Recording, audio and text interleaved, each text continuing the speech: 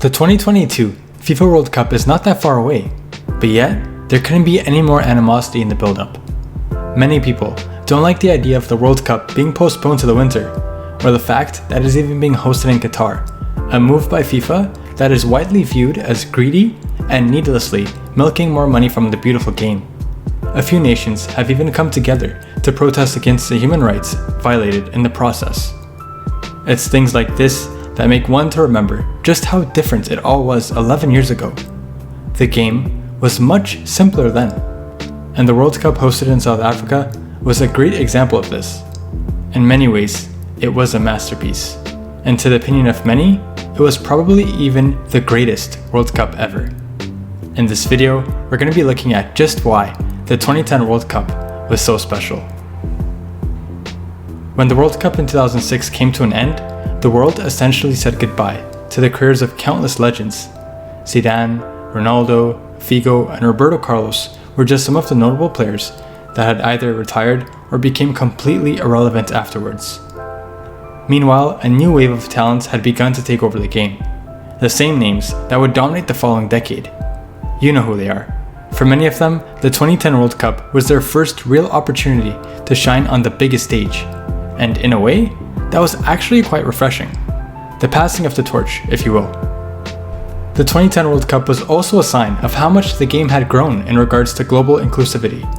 No African team had participated for 6 straight tournaments from 1938 to 1966. The 1970 World Cup in Mexico was only the second time that an African team was ever involved, and even then, only one team, Morocco, had passed, and they struggled, only gaining 1 point and an early exit.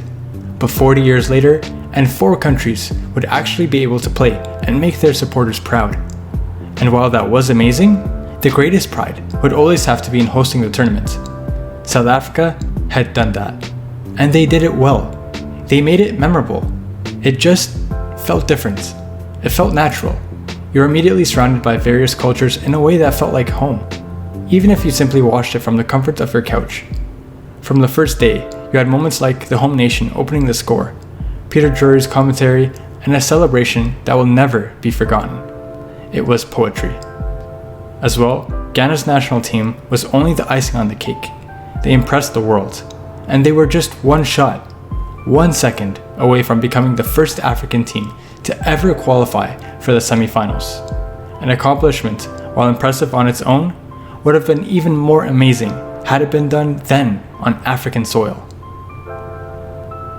Another factor that made it so special was social media, or rather, the lack of it. Instagram did not exist back then. For the most part, it was just Facebook and Twitter, but still not something that you could access with a swipe of a finger. Life was simpler then. People lived in the moment. There was a greater appreciation for the present. You didn't have to deal with the current social media and all of its issues. You weren't seeing numerous accounts racing to post the same content, and the online abuse didn't pile up like today. And so the game felt more pure. As a matter of fact, when you look back, you didn't have to worry about things like a European Super League destroying the game. There was a larger emphasis on team success, and money wasn't thrown around like it is now, where you'll see a player sign for over 100 million and hardly play. You played because that was your dream as a child and your passion. Of course, money comes with it, but it wasn't the be-all and end-all.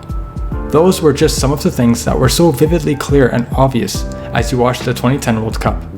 And honestly, that same passion could be felt by all the supporters, all the viewers, making it that much more enjoyable to watch. Now, of course, we can't talk about the 2010 FIFA World Cup without talking about the music. The soundtrack was amazing and perfectly matched some of the various cultures within not only South Africa, but also a few of the neighboring countries as well. But there were 2 songs that immediately stood out from the rest. Kenan's Waving Flag and Shakira's Waka Waka became classics almost overnight, and easily captured the imagination of millions across the world. They are timeless, feel-happy songs that everybody just happens to like. It's music that still has the ability to inspire people to work towards achieving their goals for a better tomorrow. Just comparing them to the songs of the 2014 and 2018 World Cups is almost like an insult. That's how high they set the bar. However, at the end of the day, I do believe that the 2022 World Cup will be entertaining. After all, it is the World Cup. You wait every 4 years for a reason. But will it have the same legacy as the 2010 World Cup? Will any? Only time will tell. But as for now, that's all from me today. Don't forget to like and subscribe, and have a great day.